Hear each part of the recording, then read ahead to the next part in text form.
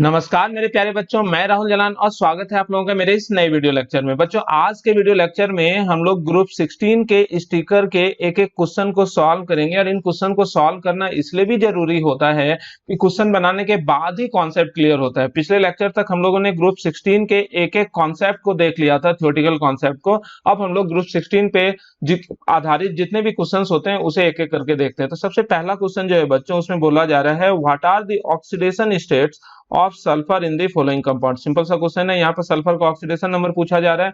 तो सबसे पहले हम लोग पीवीएस को देखते हैं। तो यहाँ पर लेड का ऑक्सीडेशन नंबर कितना होता है बच्चों? +2। तो उस आधार पर सल्फर का ऑक्सीडेशन नंबर सिंपली कितना हो जाएगा? -2 के बराबर। और ये ऐसे भी सल्फाइड है, मेटल का सल्फाइड में सल्फर का ऑक्सीडेशन नंबर कितने के बराबर होता है? -2 के बराबर। अब हम लोग SO2 को देख लेते हैं। तो SO2 में सल्फर का ऑक्सीडेशन नंबर पूछा जा रहा है, ये भी ऑक्साइड है, यहाँ पर सल्फर का ऑक्सीडेशन नंबर पूछा जा रहा है। तो हम लोग सल्फर का ऑक्सीडेशन नंबर X मान लेते हैं और ऑक्सीजन का -2। तो -2 इंटू 2, दो ऑक्सीजन है तो -2 इंटू 2 इज इक्वल टू 0। तो इस आधार पर ऑक्सीजन सल्फर का ऑक्सीडेशन नंबर कितना आ जाएगा बच्चों? +4। तो यहाँ पर हम लोगों ने क्या पाया? सल्फर का ऑक्सीडेशन नंबर +4। अब हम लोग SF6 को देखते हैं। तो SF6 को अगर आप लोग देखोगे तो यहाँ पर फ्लोरीन का ऑक्सीडेशन नंबर -1 होता है। फ्लोरीन का किसी भी कंपाउंड में फिक्स ऑक्सीडेशन स्टेट होता है -1, ये याद रखना, ये कभी भी नहीं बदलता है। तो सल्फर का हम लोग X मान लेते हैं और फ्लोरीन का -1 इंटू 6 इज इक्वल टू 0। तो इस आधार पर सल्फर का ऑक्सीडेशन नंबर कितना हो गया बच्चों? +6। तो यहाँ पर हम लोगों को देखने को मिला सल्फर का ऑक्सीडेशन नंबर +6। अब Na2H2O3 को देखते हैं। Na2SO3 है, तो Na2SO3। तो सोडियम जो है दिस इज अल्कली मेटल, और अल्कली मेटल का ऑक्सीडेशन नंबर कभी नहीं बदलता है, वो फिक्स होता है। और वो कितने के बराबर होता है? +1। तो 2 सोडियम है तो +1 इंटू 2। सल्फर का ऑक्सीडेशन नंबर हम लोग अननोन मान लेते हैं, दिस इज X। और ऑक्सीजन का कितना मान लेते हैं? -2 इंटू 3। तो -2 इंटू 3 हम लोगों ने किसका मान लिया बताओ? ऑक्सीजन का। तो दिस इज इक्वल टू 0। तो इस आधार पर अगर X का वैल्यू निकालोगे दिस इज इक्वल टू +4, यानी कि यहाँ पर सल्फर का ऑक्सीडेशन नंबर कितने के बराबर है बच्चों? +4 के बराबर। नेक्स्ट देखते हैं H2SO3, वो सेम उसी तरह से हो जाएगा Na2SO3 की तरह। तो H2SO3 को अगर आप लोग ध्यान से देखो तो यहाँ पर क्या हो जाएगा? हाइड्रोजन का +1 इंटू 2, सल्फर का क्या हो जाएगा? X, और ऑक्सीजन का -2 इंटू 3 इज इक्वल टू 0। तो इस आधार पर देखो X जो है वो कितना आ गया बच्चों? +4, ठीक है ना। तो यहाँ पर सल्फर का ऑक्सीडेशन नंबर अपने को देखने को मिला कितना? +4 के बराबर। ओके, अब हम लोग नेक्स्ट क्वेश्चन की ओर बढ़ते हैं। बच्चों, क्वेश्चन नंबर 2 में बोला जा रहा है कि define catenation and illustrate it reference two sulphur chemistry. ठीक है, तो कैटिनेशन वाले हिस्से में आप लोग कॉपी से भी देख सकते हो। कैटिनेशन होता क्या है? The self linking property of any element with themselves, मतलब कि अपने में सेल्फ लिंकिंग प्रॉपर्टी की कोई भी एलिमेंट का जो सेल्फ लिंकिंग प्रॉपर्टी होता है जिसके तहत वो आपस में लॉन्ग एंड लॉन्ग चेन्स बनाए, तो इस प्रॉपर्टी को हम लोग क्या नाम देते हैं? उस पर्टिकुलर एलिमेंट का कैटिनेशन। दरअसल कैटिनेशन किस बात पर निर्भर करता है? तो कैटिनेशन जो होता है उस एलिमेंट, टू एलिमेंट के बॉन्ड एनर्जी पर निर्भर करता है। यहाँ पर पहले भी मैंने बताया, बॉन्ड एनर्जी किसी और एलिमेंट के साथ नहीं, उस एलिमेंट का उसी एलिमेंट के साथ। जैसे हम लोग कार्बन के कैटिनेशन की बात करें तो हम लोग किस बॉन्ड एनर्जी की बात करेंगे? कार्बन और कार्बन के बॉन्ड एनर्जी की बात करेंगे, कार्बन और कोई और एलिमेंट के बॉन्ड एनर्जी की बात नहीं करेंगे, कार्बन और किसी और एलिमेंट के बॉन्ड एनर्जी की बात नहीं करेंगे। खैर, हम लोग यहाँ ग्रुप 16 में आए तो ग्रुप 16 में अपने पास कौन कौन सा एलिमेंट है? ऑक्सीजन, सल्फर, सेलेनियम, टेलुरियम और पोलोनियम। तो यहाँ पर हम लोग देखते हैं कि बॉन्ड एनर्जी जो होता है ऑक्सीजन से ज्यादा होता है किसका? Sulphur bond energy. ऑक्सीजन से बॉन्ड एनर्जी किसका ज्यादा होता है बच्चों? सल्फर का। लेकिन फिर कम होते चले जाता है किसका? सेलेनियम का बॉन्ड एनर्जी उससे भी कम हो जाता है। टेलुरियम का बॉन्ड एनर्जी। और पोलोनियम तो मेटल है तो वो मेटेलिक बॉन्ड बनाता है, तो वहां पर कोवेलेंट बॉन्ड जैसा चीज बनता ही नहीं है। तो चूंकि यहाँ पर बॉन्ड एनर्जी आप गौर करोगे सबसे ज्यादा बॉन्ड एनर्जी किसके तरफ आता है? सल्फर का। तो इस वजह से कैटिनेशन पावर भी किसका सबसे ज्यादा होता है? सल्फर का। यानी कि कैटिनेशन अगर ग्रुप 16 में पूछा जाए बच्चों तो सबसे ज्यादा कैटिनेशन किसका देखा जाता है? सल्फर का। ओके, अब जो है हम लोगों ने तो जान लिया कि पीरियोडिक टेबल में सबसे ज्यादा, सॉरी, ग्रुप 16 में सबसे ज्यादा कैटिनेशन कौन शो करेगा? सल्फर, फिर ऑक्सीजन, फिर सेलेनियम, फिर टेलुरियम, पोलोनियम में कैटिनेशन जैसा कोई गुण देखने को मिलता ही नहीं है, तो यहाँ पर कैटिनेशन कुछ इस तरह से होता है। इवन सल्फर से बहुत कम कैटिनेशन शो करता है ऑक्सीजन, और जब सल्फर कैटिनेशन का प्रॉपर्टी शो करता है तो वो कई तरह का पॉलीसल्फेन्स, है ना, पॉलीसल्फ्यूरिक एसिड, इस तरह का कई तरह का सब्सटेंस बनाता है। पॉलीसल्फेन्स को आप लोग रिप्रेजेंट कर सकते हो इस तरह से SNH, मतलब कि हाइड्रोजन है, इस साइड में हाइड्रोजन, और हर एक सल्फर, बहुत सारा सल्फर जो है आपस में लिंक्ड है। इसी तरह पॉलीसल्फ्यूरिक एसिड को आप लोग रिप्रेजेंट कर सकते हो कैसे, HO3S, इधर सल्फ्यूरिक एसिड एक अपना बन गया, फिर SN, फिर SO3H, इसे हम लोग क्या नाम दे देते हैं बच्चों, पॉलीसल्फ्यूरिक एसिड। इसे और भी बेहतर तरीके से हम लोग लिख सकते हैं कैसे, HOS double bond O SN S double bond O OH, ठीक है ना। तो ये जो है पॉलीसल्फेन और पॉलीसल्फ्यूरिक एसिड इसका एग्जांपल होता है जहां पर कि सल्फर बहुत ज्यादा कैटिनेशन का प्रॉपर्टी शो करता है। और खुद एसिड जो है, यानी कि सल्फर जो एलिमेंटल स्टेट में रहता है, वहां पर भी आप गौर करोगे कि पकड़ रिंग लाइक स्ट्रक्चर जो होता था, जिसे बनाने में मुझे बहुत मजा आता है, तो ये पकड़ रिंग लाइक स्ट्रक्चर में देखो 8 सल्फर आपस में एक दूसरे से लिंक्ड है, तो ये भी तो कैटिनेशन का एक एग्जाम्पल हो जा रहा है। और भी जो सल्फर का कई तरह का एलोट्रोप है, वहां पर भी सल्फर का आपस में लिंकिंग देखने को मिलता है। कई तरह का ऑर्गेनिक सब्सटेंस होता है जैसे कि एंजाइम्स, प्रोटीन्स, उसमें भी हम लोगों को सल्फर का आपस में लिंकिंग देखने को मिलता है, जिस वजह से हम लोग क्या पाते हैं कि सल्फर का कैटिनेशन पूरे ग्रुप 16 में सबसे ज्यादा है। ओके स्टूडेंट, तो इस क्वेश्चन का जवाब आप लोग इस तरह से लिख लोगे। अगला क्वेश्चन बोल रहा है बच्चों, oxygen generally exhibit an oxidation state of -2 whereas other element of the family so oxidation state +2 +4 +6 as well, explain why। तो इसका जवाब हो जाएगा, ऑक्सीजन चूंकि ग्रुप में पहला एलिमेंट है और सबसे ज्यादा इलेक्ट्रोनेगेटिव है, और इसके वैलेंस शेल में कुल मिलाकर 6 इलेक्ट्रॉन है, तो ऑक्टेट पूरा करने के लिए ये 2 इलेक्ट्रॉन और लेगा, तो 2 इलेक्ट्रॉन और लेगा, यानी कि यहाँ पर ऑक्सीजन 2 ऑक्सीडेशन स्टेट में आ जाएगा ना। यहाँ पर ऑक्सीडेशन स्टेट ऑफ ऑक्सीजन कितना होगा बच्चों, -2। और भी साथ ही साथ अगर ऑक्सीजन के इलेक्ट्रॉनिक कन्फिग्रेशन को भी हम लोग देखें तो हीलियम 2s2 2p2 और 2d तो होता ही नहीं है, 2d ऑर्बिटल एग्जिस्ट ही नहीं करता, तो यहाँ d ऑर्बिटल है नहीं, तो 2s में कितने इलेक्ट्रॉन है बच्चों, 2, 2p में कितने, 2p4 है एक्चुअली, 2p4 में कितने इलेक्ट्रॉन है बच्चों, 1 2 3 4। तो यहाँ पर आप लोगों को क्या नजर आ रहा है, यहाँ पर नजर आ रहा है कि ओनली 2, सिर्फ 2 नॉन बॉन्डेड अनपेयर्ड इलेक्ट्रॉन है, नॉन बॉन्डेड अनपेयर्ड इलेक्ट्रॉन है, और इसी को तो हम लोग क्या नाम देते हैं, वैलेंसी। तो यहाँ पर आप लोगों को क्या नजर आ रहा है कि वैलेंसी जो है वो कितने के बराबर हो जाएगा ऑक्सीजन का, तो यहाँ पर ऑक्सीजन का वैलेंसी जो है वो 2 के बराबर होगा, ठीक है ना, -2, क्योंकि 2 इलेक्ट्रॉन लेगा, तो 2 इलेक्ट्रॉन लेने के वजह से ये -2 ऑक्सीडेशन स्टेट में होता है। लेकिन बाकी एलिमेंट जो होता है, जैसे हम लोग सल्फर की बात करें, तो सल्फर अगर ग्राउंड स्टेट में है, सल्फर इस तरह से कॉपी में आप लोगों को इस क्वेश्चन का जवाब लिख के देना होगा, सल्फर अगर ग्राउंड स्टेट में है तो यहाँ पर सल्फर जो है नियॉन 3s2 3p4 3d0, यानी कि ये ऑर्बिटल जब आप बनाओगे तो यहाँ पर आप लोगों को दर्शाना होगा 1 2 3 4 और 3d0। यहाँ पर इसकी वैलेंसी कितनी है, यहाँ पर ये 2 बॉन्ड बनाएगा, और यहाँ ऑक्सीडेशन स्टेट ये -2 एंड +2 ऑक्सीडेशन स्टेट में रह सकता है सल्फर।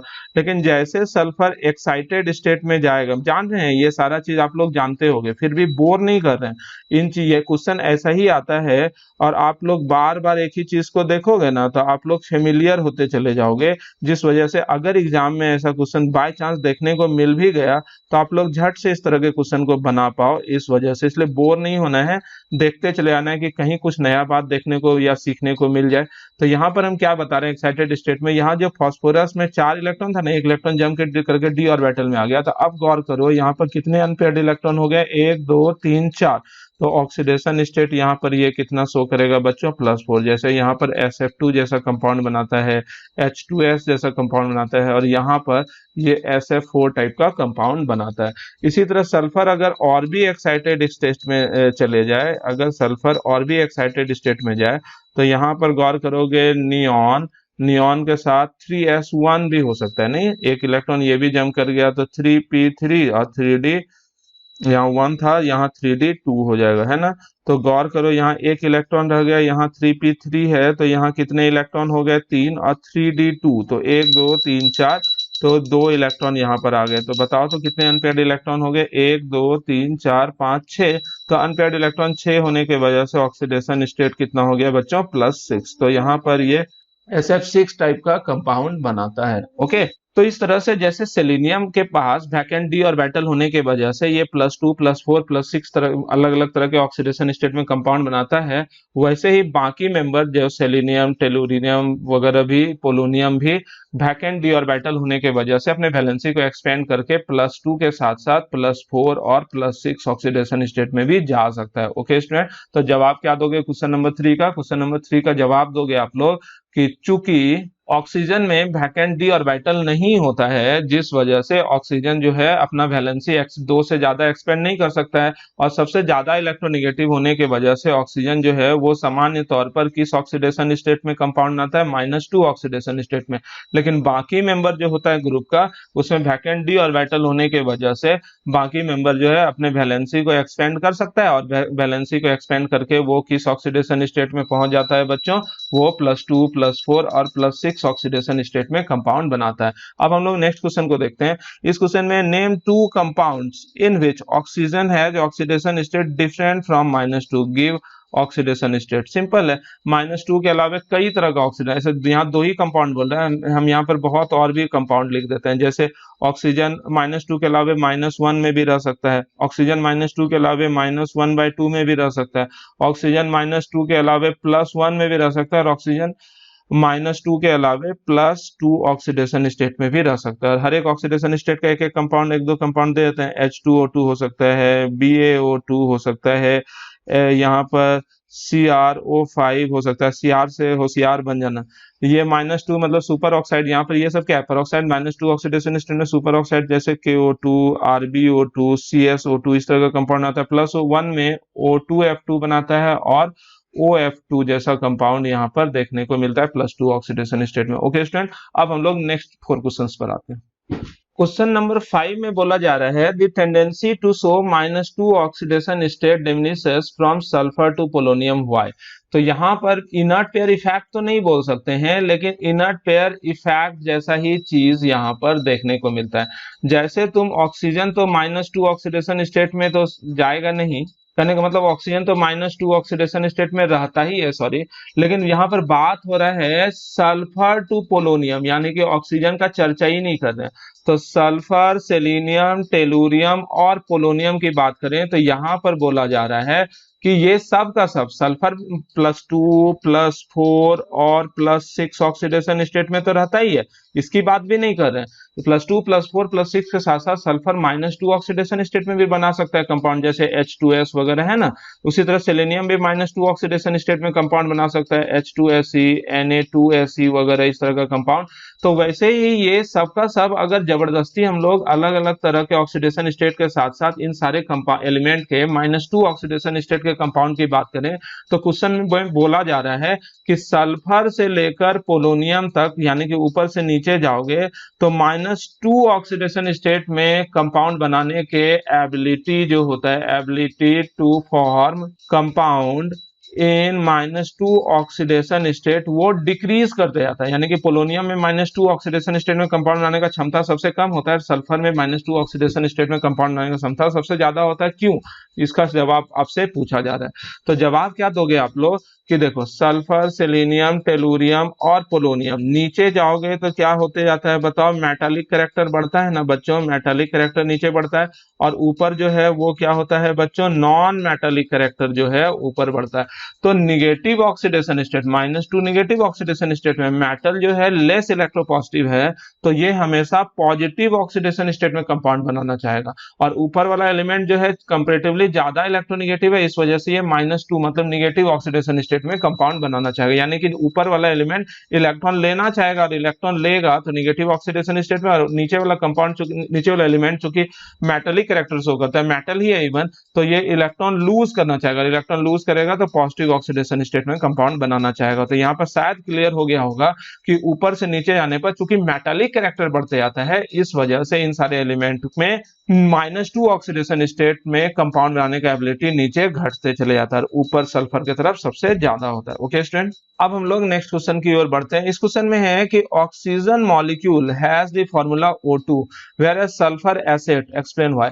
तो ऑक्सीजन के वैलेंस शेल में बच्चों कितना इलेक्ट्रॉन है, 6, और दूसरे ऑक्सीजन के भी वैलेंस शेल में बच्चों कितना इलेक्ट्रॉन है, 6। तो ये ऑक्टेट पूरा करने के लिए इस तरह से पाई बॉन्ड बना लेता है, और यहाँ पर ऑक्सीजन जो ऑक्टेट पूरा करने के लिए पाई बॉन्ड बनाकर किस रूप में रहता है बच्चों, O2 के रूप में। ठीक है, इसमें कोई तकलीफ नहीं है, लेकिन यहाँ पर गौर करोगे पी पाई बॉन्ड बना है अलोंग विथ सिग्मा बॉन्ड, सही है ना। लेकिन सल्फर का साइज बहुत बड़ा होता है, सल्फर लार्ज साइज, और लार्ज साइज होने के वजह से सल्फर इज अनेबल टू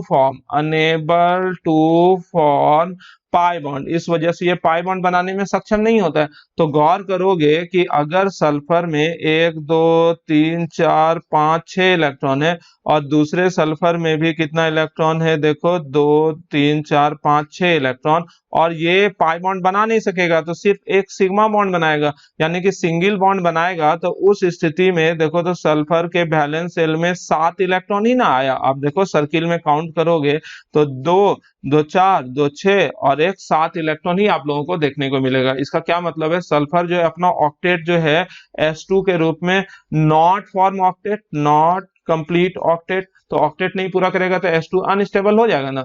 तो ऑक्टेट पूरा करने के लिए हर एक सल्फर को 2 सिग्मा बॉन्ड बनाना पड़ेगा। ये सल्फर है तो सल्फर में 6 इलेक्ट्रॉन होता है ना, 2 2 4 एक 5 और एक 6।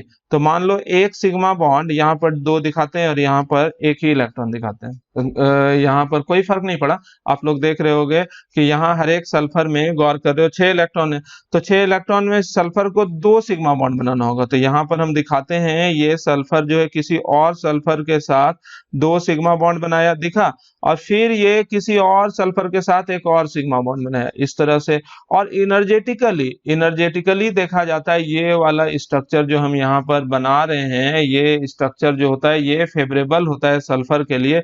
और यहाँ पर गौर करो सल्फर बिना पाई बॉन्ड बनाए हुए, यहाँ सल्फर किसी भी सल्फर ने पाई बॉन्ड नहीं बनाया, हर एक सल्फर ने सिग्मा बॉन्ड बनाया, और बिना पाई बॉन्ड बनाए हुए हर एक सल्फर अपना ऑक्टेट भी पूरा कर लिया है कि नहीं बच्चों। तो इस वजह से सल्फर एक्चुअली एसिड मॉलिक्यूल के रूप में रहता है और ऑक्सीजन जो है O2 के रूप में रहता है। तो इसका जवाब जब आप लोग दोगे इस क्वेश्चन का जवाब, तो उस जवाब में क्या लिखोगे कि oxygen is able to form pi bond, that's why it exist as O2 molecule where it have p pi bond, and here it completes its octet. But due to large size, sulfur is unable to form p pi bond, that's why in S2 molecule its octet is not completed, that's why sulfur exists as acid molecule with puckered ring like structure, in which without formation of any p pi bond and with formation of 2 sigma bond sulfur completes its octet. Okay, अब हम लोग next question पे बढ़ते हैं। यहाँ लिखा है why H2S is acidic while H2O is neutral. बोल रहा है H2S जो होता है वो एसिडिक होता है, H2O न्यूट्रल होता है। दरअसल H2O के साथ क्या खासियत रहता है, H2O जब पार्शियली आयनाइज होता है तो H प्लस और OH माइनस दोनों प्रोड्यूस करेगा, ठीक है ना। और H प्लस मतलब जितना मोल एसिडिक कैरेक्टर शो करेगा उतना ही मोल OH माइनस मतलब बेसिक कैरेक्टर के लिए ये आगे जाएगा। तो वाजिब है कि नेट एसिडिक या नेट बेसिक कैरेक्टर ये शो नहीं करेगा, और H2O जो होता है वो न्यूट्रल होता है। और इस बात को हम लोग इस तरह से भी क्लियर करते हैं कि लिटमस पेपर के साथ ये कोई कलर चेंज करेगा कि नहीं, नो कलर चेंज, कोई कलर चेंज देखने को मिलेगा कि नहीं, H2O का नहीं देखने को मिलेगा। और इसका आयनाइजेशन कांस्टेंट यानी कि pH वैल्यू जो होता है वो 7 के बराबर होता है, जो कि रिप्रेजेंट करता है कि वाटर जो है वो न्यूट्रल है। लेकिन H2S जो होता है वो एसिडिक होता है और डाइबेसिक एसिड होता है, यानी कि H plus plus HS minus, यानी कि एक बार दिया और दूसरा HS माइनस फर्दर टूटेगा H plus plus H2 minus, ठीक है ना। यानी कि सल्फर दिख रहा है ये कैसा एसिड है, डाइबेसिक एसिड। खैर इस क्वेश्चन का जवाब ये नहीं, यहाँ पर तो हम लोग बताएं कि H2O न्यूट्रल होता है, H2S जो है डाइबेसिक एसिड होता है, बस इतना ही बताएं। क्यों होता है तो इसका जवाब हम लोग बॉन्ड एनर्जी के टर्म में दर्शाते हैं कि H2O, ठीक है, और ये है H2S। तो होता क्या है कि यहाँ पर ये जो बॉन्ड लेंथ है OH बॉन्ड लेंथ ये छोटा है और ये बॉन्ड लेंथ बड़ा है, ठीक है ना। इधर से इधर गए हैं तो बॉन्ड लेंथ बड़ा हो गया कि छोटा हो गया, बॉन्ड लेंथ जो है वो बड़ा हो गया, सही है ना। बॉन्ड लेंथ ज्यादा होगा तो बॉन्ड एनर्जी बड़ा कि छोटा, बॉन्ड एनर्जी जो है वो H2S के केस में कम हो जाएगा। बॉन्ड एनर्जी कम होगा तो वाजिब है ये बॉन्ड ज्यादा टूटेगा और ये बॉन्ड कम टूटेगा, सही है ना। तो H2S में HS बॉन्ड ज्यादा टूटेगा तो लिबरेशन ऑफ H+ आयन कौन ज्यादा लिबरेट करेगा, H2S, जिस वजह से H2O जो होगा उससे ज्यादा एसिडिक हो जाएगा, कौन, H2S। यहाँ पर ये है कि H2S एसिडिक है, लेकिन ये मत समझ लेना कि इतना ज्यादा एसिडिक है H2SO4 की तरफ है, वीक एसिड की तरह काम करता है, लेकिन H2O जो है न्यूट्रल। और यही वजह होता है H2O ग्रुप 16 के अलग अलग हाइड्राइड की अगर हम लोग बात करें, H2SE, H2T और H2PO की अगर हम लोग बात करें तो ऊपर से नीचे जाने पर चूंकि बॉन्ड लेंथ बढ़ जाता है तो बॉन्ड एनर्जी किधर ज्यादा होगा बच्चों, बॉन्ड एनर्जी जो है वो ऊपर ज्यादा होगा, जिस वजह से नीचे जाने पर क्या होगा, नीचे जाने पर ज्यादा टूटेगा बॉन्ड क्योंकि कमजोर बंधन है। तो लिबरेशन ऑफ H+ आयन कौन ज्यादा लिबरेट करेगा, नीचे, जिस वजह से एसिडिक स्ट्रेंथ भी नीचे की तरफ बढ़ते जाता है। यहाँ पर H2O न्यूट्रल होता है, ये सब का सब एसिडिक होता है और एसिडिक स्ट्रेंथ नीचे की तरफ और ज्यादा होते चले जाता है। ओके स्टूडेंट, इस क्वेश्चन में बोला जा रहा है कि SF6 is known but SH6 is not known. SF6 होता है लेकिन SH6 नहीं होता है, क्यों, ये होता है ये नहीं होता है, क्यों। तो इसका जवाब काफी आसान है, ध्यान से देखना तुम लोग कि इस क्वेश्चन में क्या है कि SF6 यानी कि 6 ऑक्सीडेशन स्टेट, मतलब 6 वैलेंसी शो करने के लिए सल्फर S16 को एक्साइटेड स्टेट में जाना पड़ेगा। और किस एक्साइटेड स्टेट में, ये देखो नियॉन 3s1 हो जाएगा, 3s2 से 3s1 यानी कि ये इलेक्ट्रॉन भी ऊपर चला जाएगा और 3p3 ये इलेक्ट्रॉन भी ऊपर चला जाएगा, यहाँ ध्यान से देखो, और 3d2 हो जाएगा, है ना, यहाँ पर 3d2 हो जाएगा। तो गौर से देखो आप लोग, तो यहाँ पर बताओ कितने अनपेयर्ड इलेक्ट्रॉन हो गए, यहाँ पर गौर करोगे आप लोगों को नजर आएगा 1 2 3 4 5 6, तो 6 अनपेयर्ड इलेक्ट्रॉन, 6 अनपेयर्ड इलेक्ट्रॉन है। तो वैलेंसी जो होगा इसका बच्चों वो कितने के बराबर हो जाएगा, वैलेंसी जो है वो 6 के बराबर होगा।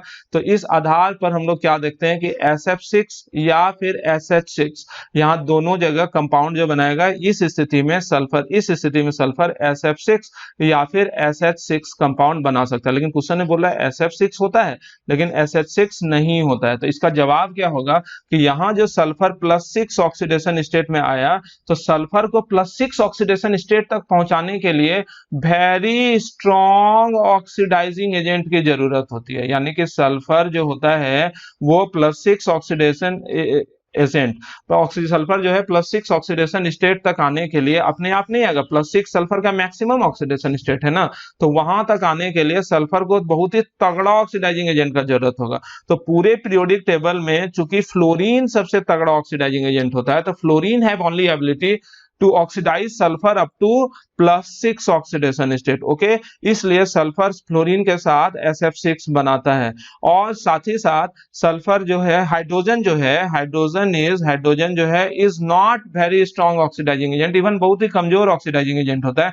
तो हाइड्रोजन के पास इतना ताकत ही नहीं रहता कि सल्फर को +6 ऑक्सीडेशन स्टेट तक पहुंचा सके, इसलिए SH6 जैसा कंपाउंड जो है वो बनता है कि नहीं बनता, नहीं बनता। ऐसे याद रखना बच्चों कि +6 ऑक्सीडेशन स्टेट में सल्फर जो होता है +6 ऑक्सीडेशन स्टेट में सिर्फ फ्लोरीन के साथ ही जाता है। यहाँ पर क्वेश्चन ऐसा भी आप लोगों से पूछा जा सकता था कि HCl6 नहीं होता है, क्यों। तो इसका भी जवाब हम लोग दे सकते हैं, लेकिन इसका जवाब 2 तरीकों से दे सकते हैं। एक तो ये कि chlorine is not much stronger oxidising agent that so that it is not able to oxidize sulfur up to +6 oxidation state। और दूसरा इसका जवाब इस तरह से भी हम लोग दे सकते हैं कि सल्फर एटम जो है ना उसके चारों तरफ 6 छोटा छोटा फ्लोरीन एकोमोडेट हो सकता है, इसके चारों तरफ 6 छोटा छोटा फ्लोरीन एकोमोडेट हो सकता है, लेकिन सल्फर के चारों तरफ बड़ा बड़ा 6 गो क्लोरीन एटम एकोमोडेट हो सकता है कि नहीं हो सकता, नहीं, इसलिए HCl6 भी नहीं होता है। ओके स्टूडेंट, अब हम लोग नेक्स्ट क्वेश्चन पर आते हैं। इस क्वेश्चन में why the compounds of fluorine with oxygen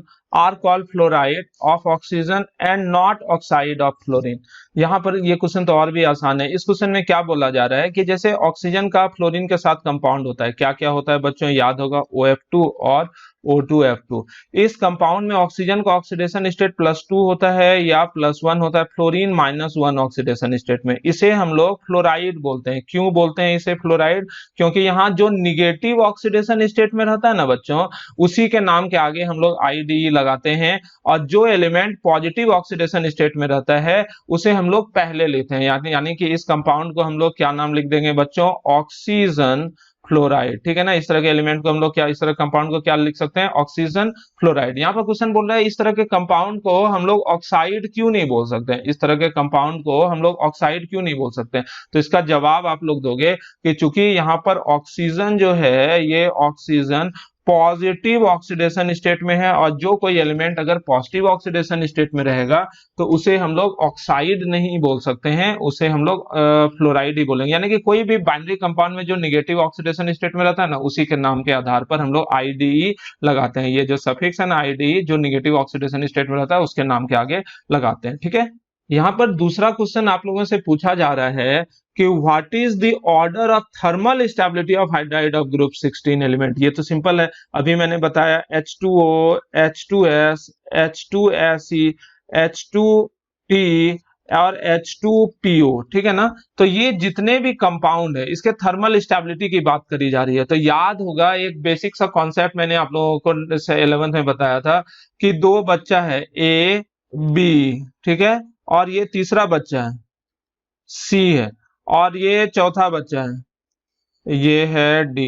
तो अगर आप लोगों से पूछा जाए कि A और B के बीच दोस्ती ज्यादा मजबूत होगा या B और C के बीच दोस्ती ज्यादा मजबूत होगा, ये जो है 10 साल का है, ये 11 साल का है, ये 21 साल का है, और ये 61 साल का है। तो सिंपल सा कॉन्सेप्ट है कि एज डिफरेंस जितना कम होगा, एज डिफरेंस जितना कम होगा बच्चों, वो दोस्ती उतनी मजबूत होगी, और एज डिफरेंस ज्यादा होगा तो दोस्ती कमजोर होगा। इसमें कोई तकलीफ नहीं है। तो वही कॉन्सेप्ट मैंने हर जगह बोला था कि लगाना चाहिए इनऑर्गेनिक केमिस्ट्री में, क्योंकि वहां पर एक्सेप्शन का चांसेस बहुत घट जाता है। तो यहाँ पर H2O है, तो हाइड्रोजन और ऑक्सीजन, इस बाइनरी कंपाउंड में हाइड्रोजन ऑक्सीजन है, तो हाइड्रोजन तो छोटा है ही और ऑक्सीजन भी छोटा एलिमेंट है, तो यहाँ पर साइज डिफरेंस बहुत कम देखने को मिला। लेकिन ऊपर से नीचे जाओगे तो हाइड्रोजन क्या है, छोटा एलिमेंट, और पोलोनियम बड़ा एलिमेंट होते जाता है। तो साइज डिफरेंस बताओ तो किस साइड बच्चों ज्यादा है, नीचे। तो नीचे चूंकि साइज डिफरेंस ज्यादा है तो नीचे का जो बाइनरी कंपाउंड होगा वो कंपेरेटिवली अनस्टेबल होगा। तो थर्मल स्टेबिलिटी की अगर बात करी जाए तो थर्मल स्टेबिलिटी किसकी ज्यादा होगी, H2O की। यानी कि नीचे से ऊपर जाने पर थर्मल स्टेबिलिटी ज्यादा, और नीचे कम स्टेबल है, जिस वजह से ये जल्दी टूटेगा तो ज्यादा हाइड्रोजन देगा, और जो ज्यादा हाइड्रोजन देता है ना वो अच्छा रिड्यूसिंग एजेंट हो जाता है। तो यहाँ पर रिड्यूसिंग पावर अगर क्वेश्चन में पूछ लेता तो रिड्यूसिंग पावर इन सारे हाइड्राइड में नीचे सबसे ज्यादा होता है। यानी कि ये सबसे तगड़ा रिड्यूसिंग एजेंट है, और H2O जो है इनमें से सबसे वीक रिड्यूसिंग एजेंट माना जाएगा। ओके स्टूडेंट, आते हैं अगले क्वेश्चन पर। इसमें पूछा जा रहा है why H2O is a liquid while H2S is a gas. H2O liquid होता है, H2S गैस होता है। तो H2O में बच्चों very strong intermolecular force of attraction लगता है, इंटरमॉलिक्यूलर फोर्स ऑफ अट्रैक्शन। और कौन सा इंटरमॉलिक्यूलर फोर्स ऑफ अट्रैक्शन, तो आप लोगों को पता है हाइड्रोजन बॉन्ड। और H2O H2S में क्या लगता है, वेरी वीक, सबसे कमजोर इंटरमॉलिक्यूलर फोर्स ऑफ अट्रैक्शन। और कौन सा इंटरमॉलिक्यूलर फोर्स ऑफ अट्रैक्शन, तो आप लोगों को पता है बच्चों van der Waals force of attraction. जिस वजह से strong intermolecular force of attraction के वजह से H2O जो होता है वो लिक्विड स्टेट में रहता है, और very weak intermolecular force of attraction के वजह से H2S गैस के रूप में रहता है। यहाँ पर थोड़ा सा याद करवा देता हूँ आप लोगों को, कि आप लोगों को अगर थोड़ा सा याद है मेल्टिंग पॉइंट और बॉइलिंग पॉइंट का ऑर्डर, तो H2O का मेल्टिंग पॉइंट सबसे ज्यादा होता था, फिर H2S का पूरे ग्रुप में सबसे कम, और उसके बाद H2SE, उसके बाद H2T, पोलोनियम की बात नहीं करते थे। ठीक है, तो यहाँ पर आप लोग गौर कर रहे होगे सबसे ज्यादा मेल्टिंग पॉइंट बॉइलिंग पॉइंट जो है वो किसका होता था, H2O का। H2S का सबसे कम, क्यों? क्योंकि H2O में स्ट्रॉन्ग हाइड्रोजन बॉन्ड बनना जाता था, जिस वजह से H2O का exceptionally high melting point boiling point हो जाता था। और H2S में क्या होता था, H2S, H2SE और H2T में भंडरवाल, इन तीनों में भंडरवाल फोर्स ऑफ अट्रैक्शन लगता था। भंडरवाल फोर्स ऑफ अट्रैक्शन साइज बढ़ने पर ज्यादा होता है। इन तीनों में सबसे ज्यादा साइज किसका है, H2T का। तो इस वजह से इन तीनों में सबसे ज्यादा वंडरवाल फोर्स ऑफ अट्रैक्शन भी H2T का ज्यादा होगा, H2T का वंडरवाल फोर्स ऑफ अट्रैक्शन ज्यादा होगा, तो इन तीनों में मेल्टिंग पॉइंट बॉइलिंग पॉइंट किसका ज्यादा होगा बच्चों? H2T का। ओके, और यहाँ पर जो है मेल्टिंग पॉइंट के साथ साथ बॉइलिंग पॉइंट का भी ऑर्डर समहाउ ऐसा ही होता था, यानी कि मेल्टिंग पॉइंट बॉइलिंग पॉइंट पूरे ग्रुप में सबसे ज्यादा किसका होता था? H2O का। अगले क्वेश्चन की अगर हम लोग बात करें बच्चों, तो इसमें लिखा जा रहा है name the most abundant element of group 16 that is present upon earth crust. Simple सा है कि पृथ्वी पर ग्रुप 16 में क्या पूरे पृथ्वी पर पूरे पीरियोडिक टेबल में सबसे ज्यादा पाए जाने वाला एलिमेंट कौन होता है? ऑक्सीजन, उसके बाद सल्फर, तब सेलेनियम, तब टेलुरियम और तब पोलोनियम। ये ग्रुप 16 के ऑर्डर की बात कर रहे हैं, और ऑक्सीजन तो पूरे पीरियोडिक टेबल में सबसे ज्यादा पाए जाने वाला एलिमेंट है। तो इस क्वेश्चन का जवाब सिंपली क्या होगा? ऑक्सीजन, यानी कि ऑक्सीजन सबसे ज्यादा मात्रा में पाए जाने वाला एलिमेंट है। नेक्स्ट क्वेश्चन देखो, which element of group 16 shows catenation to maximum extent. तो ये तो पहले ही हम लोगों ने देखा था कि पूरे ग्रुप 16 में सबसे ज्यादा कैटिनेशन कौन शो करता है? सल्फर, क्योंकि सल्फर बॉन्ड एनर्जी जो होती है वो सबसे ज्यादा होती है। उसके बाद इवन बहुत कम ऑक्सीजन, तब क्या देखने को मिलता है? सेलेनियम, और तब टेलुरियम। पोलोनियम जो होता है मेटल होने की वजह से कैटिनेशन का प्रॉपर्टी बिल्कुल नहीं शो करता है। इवन ऑक्सीजन भी सिर्फ 3 एलिमेंट तक, ओजोन में देखते हैं ना, ओजोन में ऑक्सीजन सिर्फ 3 एलिमेंट तक कैटिनेशन का प्रॉपर्टी शो करता है, ठीक है। लेकिन सल्फर बहुत तरह का कंपाउंड बनाता है, सल्फेन्स, पॉलीसल्फेन्स वगैरह वगैरह, जहां पर ये कैटिनेशन का प्रॉपर्टी शो करता है। ओके स्टूडेंट, इस क्वेश्चन में पूछा जा रहा है among the group 16 element which element has lowest melting point and boiling point. की ग्रुप 16 एलिमेंट में किस एलिमेंट का लोएस्ट मेल्टिंग पॉइंट और बॉइलिंग पॉइंट होता है? तो आप लोगों को याद होना चाहिए ऑक्सीजन, सल्फर, सेलेनियम, टेलुरियम और पोलोनियम में सबसे ज्यादा मेल्टिंग पॉइंट बॉइलिंग पॉइंट नीचे बढ़ते जाता है, और फिर पोलोनियम में थोड़ा कम हो जाता है मेटालिक कैरेक्टर की वजह से। आप लोगों को अगर याद हो मेल्टिंग पॉइंट और बॉइलिंग पॉइंट का ऑर्डर, तो वहां पर उस ऑर्डर को देखने के बाद आप लोगों को पता चलेगा कि ग्रुप 16 में सबसे कम मेल्टिंग पॉइंट बॉइलिंग पॉइंट जो होता है बच्चों किसका होता है? ऑक्सीजन का होता है। ऑक्सीजन का melting point boiling point lowest होता है, और वही यहाँ पर पूछा जा रहा है। क्यों होता है? अगर पूछा जाता तो आप लोग जवाब देते कि वंडरवाल फोर्स ऑफ अट्रैक्शन, चूंकि सबसे छोटा साइज होता है ना, और van der Waals force of attraction depend करता है क्या चीज पर? साइज पर। साइज मतलब सरफेस एरिया पर, साइज मतलब सरफेस एरिया पर। सरफेस एरिया सबसे ज्यादा किसका है बच्चों? यहाँ पर नीचे टेलुरियम का हो जाता है सरफेस एरिया सबसे ज्यादा, जिस वजह से नीचे आने पे melting point boiling point tellurium तक बढ़ता है। पोलोनियम में मेटालिक कैरेक्टर के वजह से उसका मेल्टिंग पॉइंट बॉइलिंग पॉइंट थोड़ा घट जाता है। लेकिन ग्रुप 16 में अगर हम लोग बात करें कि सबसे कम किसका मेल्टिंग पॉइंट बॉइलिंग पॉइंट होता है, तो वो जवाब हम लोगों को मिलेगा ऑक्सीजन। ओके, अब हम लोग नेक्स्ट क्वेश्चन पर बढ़ते हैं। इस क्वेश्चन में बोला जा रहा है कि what is the state of hybridisation of sulphur in SF6, SF4 and SO3। अच्छा क्वेश्चन है, इसे जानना चाहिए। SF6 का स्ट्रक्चर बनाना पड़ेगा। SF6 का स्ट्रक्चर बनाओ, S6 फ्लोरीन लिखा, S6 फ्लोरीन। इसका शेप तो ऐसे क्या होता है बच्चों? 6 बॉन्ड पेयर ऑफ इलेक्ट्रॉन होने के वजह से इसका शेप जो होता है वो ऑक्टाहेड्रल होता है। खैर अपने को तो हाइब्रिडाइजेशन निकालना है, तो यहाँ सल्फर कितना सिग्मा बॉन्ड बनाया? 6, बाकी कुछ तो है नहीं, पाई बॉन्ड, लोन पेयर वगैरह, तो कुल मिलाकर 6 के अनुसार इसका हाइब्रिडाइजेशन स्टेट sp3d2 हो जाएगा। याद रहेगा बच्चों, यहाँ पर सल्फर का हाइब्रिडाइजेशन स्टेट कितना है? sp3d2। अब हम लोग SF4 की बात करते हैं, तो SF4 का स्ट्रक्चर भी देख लेते हैं साथ ही साथ। तो SF4 का स्ट्रक्चर सीसॉ स्ट्रक्चर होता था। सल्फर एक लोन पेयर ऑफ इलेक्ट्रॉन इधर रहता था, एक फ्लोरीन इधर, एक फ्लोरीन इधर, एक फ्लोरीन इधर और एक फ्लोरीन इधर। ये तीनों एक प्लेन में था, और ऊपर ऊपर नीचे 2 फ्लोरीन रहता था। तो यहाँ पर देखोगे इस सल्फर में कितने सिग्मा बॉन्ड होते हैं? तो यहाँ पर sigma bond 1 2 3 4, lone pair of electron कितने हैं? 1, तो कुल मिलाकर 5। तो इस आधार पर इस सल्फर का हाइब्रिडाइजेशन स्टेट जो हो जाएगा वो क्या हो जाएगा? sp3d। ओके, तो ये याद कर लिए। नेक्स्ट जो था बच्चों वो था SO3। तो SO3 की बात करें तो SO3 में S double bond O, coordinate bond O, coordinate bond O, या तीनों जगह हम लोग डबल बॉन्ड से भी रिप्रेजेंट कर सकते हैं। तो इस स्थिति में आप लोग देखो तो सल्फर कितने सिग्मा बॉन्ड बनाए हुए हैं? यहाँ पर 3, लोन पेयर तो है नहीं, नेगेटिव चार्ज है नहीं, अनपेयर्ड इलेक्ट्रॉन है नहीं, तो कुल मिलाकर टोटल इलेक्ट्रॉन कितने हो गए? 3 के अनुसार यहाँ पर सल्फर जो है sp2 हाइब्रिडाइजेशन स्टेट में है। ओके स्टूडेंट, अब क्वेश्चन पूछ रहा है H2S is less acidic then H2TeY। Same वजह है कि ऊपर से नीचे जाओगे, H2S, सल्फर, सेलेनियम, टेलुरियम, है ना, तो ऊपर से नीचे जाओगे तो बॉन्ड लेंथ बढ़ता चला जाएगा कि घटता चला जाएगा? बॉन्ड लेंथ बढ़ता चला जाएगा, ठीक है ना। तो क्या होगा, बॉन्ड लेंथ जैसे ज्यादा होगा तो ऊपर से नीचे जाने पर बॉन्ड लेंथ ज्यादा होता है, तो बॉन्ड एनर्जी जो होता है ना वो घटते चले जाता है। यहाँ उल्टा लिख दिए हैं, बॉन्ड एनर्जी जो होगा वो किधर ज्यादा होगा? ऊपर, क्योंकि बॉन्ड एनर्जी जो है वो बॉन्ड लेंथ के इनवर्सली प्रोपोर्शनल होता है। बॉन्ड लेंथ के इनवर्सली प्रोपोर्शनल, क्योंकि वाजिब है, कोई भी बॉन्ड लंबा होगा तो वो कमजोर होगा, छोटा होगा तो मजबूत होगा।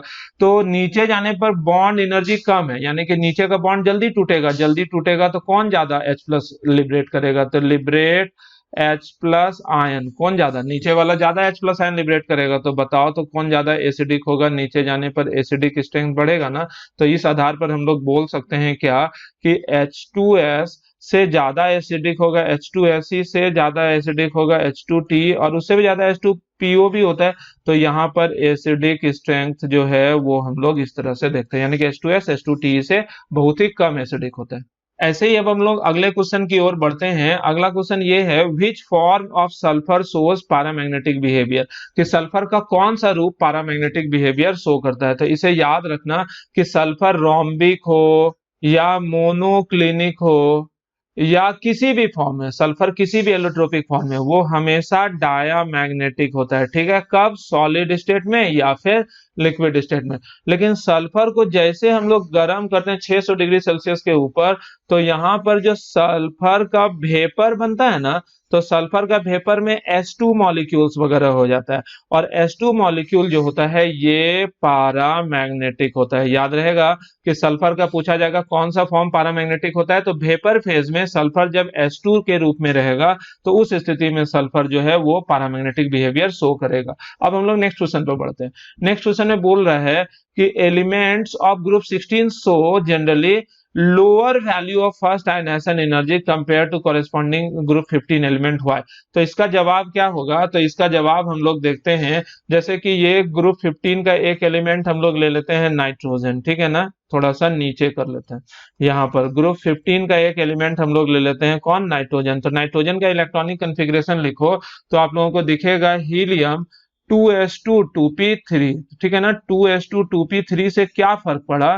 कि फर्क पड़ा कि यहाँ पर p ऑर्बिटल जो है just half filled p orbital है ना, ये जो है just half filled p orbital. तो just half filled p orbital अगर रहेगा तो ये हाईली स्टेबल हुआ कि नहीं? ये हाईली स्टेबल हुआ, और जैसे हाईली स्टेबल होगा तो इसका आयनाइजेशन एनर्जी भी हाई हो जाएगा, है कि नहीं? इसका आयनाइजेशन एनर्जी इंक्रीज कर जाएगा। लेकिन ग्रुप 16 के किसी एलिमेंट को देखोगे, जैसे ऑक्सीजन की बात करें, तो ये क्या होगा?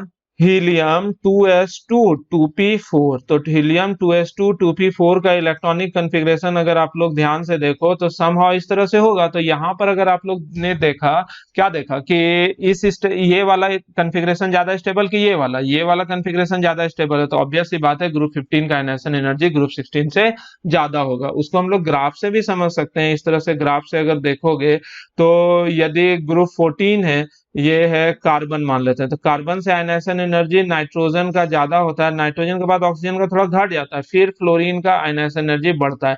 तो यहाँ पर गौर करो, कार्बन जो है ये ग्रुप 14 का है, नाइट्रोजन जो है ये ग्रुप 15 का है, ऑक्सीजन जो है ये ग्रुप 16 का है, फ्लोरीन जो है ये ग्रुप 17 का है। तो इस तौर पर अगर तुम लोग देखोगे तो यहाँ क्या पाओगे? नाइट्रोजन का एक्सेप्शनली हाई आयनाइजेशन एनर्जी होता है, और वो हाई आयनाइजेशन एनर्जी का वजह क्या होता है? इसका p3 कन्फिग्रेशन। p3 कन्फिग्रेशन करने का मतलब कि इसमें जो 3 unpaired electron non bonded half filled p orbital होता है, इस वजह से ग्रुप 15 का आयनाइजेशन एनर्जी कंपैरेटिवली हाई होता है ग्रुप 15 और ग्रुप 16, मतलब नेबरिंग एलिमेंट से। ओके, तो यहाँ पर क्वेश्चन था ग्रुप 15 का आयनाइजेशन एनर्जी जो है वो ग्रुप 16 से ज्यादा होता है, क्यों? तो उस क्वेश्चन का जवाब हम लोगों को मिल गया। ओके, अब नेक्स्ट क्वेश्चन की तरफ हम लोग देखें तो which of the following does not react with oxygen directly. पूछ रहा है कि इनमें से कौन सा एलिमेंट जो है ऑक्सीजन से डायरेक्टली रिएक्ट नहीं करता है। तो ये क्वेश्चन तो काफी आसान है। जिंक जो है ऑक्सीजन से डायरेक्टली रिएक्ट करेगा, टाइटेनियम भी करेगा, प्लैटिनम नहीं करेगा, और आयरन करेगा, ठीक है ना। करा कि इनमें से कौन सा एलिमेंट जो है वो ऑक्सीजन से डायरेक्टली रिएक्ट नहीं करता, तो आप लोग सीधे जवाब दे दोगे क्या? प्लैटिनम। ओके स्टूडेंट, यहाँ पर एक क्वेश्चन करते हैं, ये 21 नंबर क्वेश्चन वैसा ही है। क्वेश्चन में पूछा जा रहा है C2H4 को O2 के साथ रिएक्ट करवाएंगे तो क्या बनेगा। तो C2H4 है क्या बच्चों, CH2 डबल बॉन्ड CH2। तो ऑब्वियस सी बात है ऑक्सीजन में ये जल जाएगा और जलने के बाद क्या प्रोड्यूस करेगा, CO2 प्लस H2O, इसमें कोई तकलीफ नहीं है। लेकिन यदि यही C2H4 ओजोन के साथ हम लोग ट्रीटमेंट करेंगे, C2H4 करने का मतलब CH2 डबल बॉन्ड CH2, तो यहाँ पर क्या होगा, CH2 single bond O, CH2 single bond O O, और ये जो कंपाउंड बन गया इसे हम लोग क्या नाम देते हैं, ओजोनाइड मान लेते हैं। ये क्वेश्चन नंबर ए है, ये क्वेश्चन नंबर बी है। तो सी जो होगा, सी में क्या है मान लेते हैं एल्यूमिनियम है। एल्यूमिनियम को ऑक्सीजन के साथ अगर रिएक्ट करवाओगे तो क्या बनेगा बच्चों, Al2O3। यानी कि यहाँ पर इस वाले 21 नंबर क्वेश्चन में ना ये प्रोडक्ट मिसिंग था, प्रोडक्ट आप लोगों को बनाना था। लेकिन पूछा जाएगा कि ये पहला रिएक्शन, दूसरा रिएक्शन और तीसरा रिएक्शन, इन तीनों में कौन एक्सोथर्मिक है कौन एंडोथर्मिक है। तो आप लोग जवाब देना, ये सब का सब एक्सोथर्मिक है और इन सारे रिएक्शन का डेल का वैल्यू निगेटिव आएगा। क्यों, क्योंकि आप लोग जानते हो कि कंबसन का प्रोसेस जो होता है वो हमेशा एक्सोथर्मिक होता है और ऑक्सीजन का जुड़ना या ओजोन का भी जुड़ना हमेशा एक्सोथर्मिक होता है। याद रखना इस चीज को, ऑक्सीजन का जुड़ना को हम लोग कंबसन ही मानेंगे, चाहे वो कोयला जल रहा हो या फिर मेटल जल रहा हो, ठीक है ना। इस क्वेश्चन को अगर आप लोग देखते हो तो इस क्वेश्चन में क्या बोला जा रहा है, why does ozone act as powerful oxidising agent. तो जवाब दोगे कि जब आप लोग ओजोन को गौर करते हो तो ये डिकम्पोज होके O2 प्लस नेसेंट ऑक्सीजन देता है, और नेसेंट ऑक्सीजन जो होता है वो बहुत ज्यादा रिएक्टिव होता है और ये किसी भी एलिमेंट को ऑक्सीडाइज कर सकता है। That's why ozone is a very strong oxidising agent. Okay, next question है, how is O3 estimated quantitatively. तो आप लोग जवाब दोगे आयोडोमेट्री के द्वारा। आयोडोमेट्री में हम लोग क्या करते हैं, ओजोन को सबसे पहले हम लोग Ki या I माइनस NaI किसी के साथ ट्रीट करते हैं, जिससे ओजोन जो है I माइनस को ऑक्सीडाइज कर देता है I2 में, और फिर I2 को हम लोग हाइपो सॉल्यूशन H2O3 2 माइनस, इस रिएक्शन को याद रख लेना, इसे फिर से रिड्यूस कर देता है और ये खुद ऑक्सीडाइज होता है S4O6 2 माइनस में, ठीक है ना। तो इस तरह के से दो रिएक्शंस के मदद से हम लोग ओजोन को क्वांटिटेटिवली एस्टिमेट करते हैं। एस्टिमेट करने का मतलब क्या होता है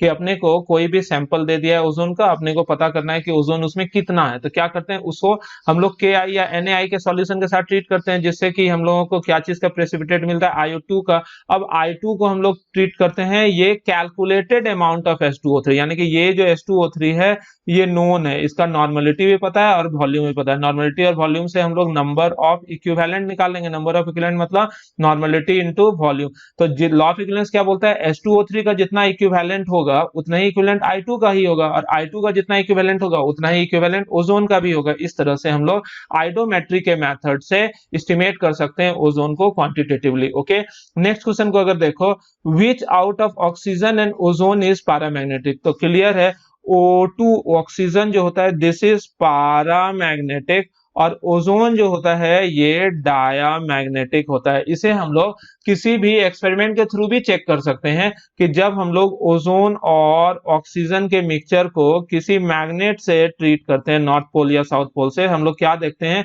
कि ऑक्सीजन जो है मैग्नेट की तरफ अट्रैक्ट होता है और ओजोन जो है मैग्नेट से दूर हल्का हल्का रिपेल होता है, जो कि दर्शाता है कि ऑक्सीजन पैरामैग्नेटिक है और ओजोन जो है वो डायामैग्नेटिक है। और साथ ही साथ हम लोग ऑक्सीजन के इलेक्ट्रॉनिक कॉन्फ़िगरेशन को लिखेंगे, एक बार देख लेते हैं, याद भी कर लेंगे, थोड़ा समय लग जाएगा।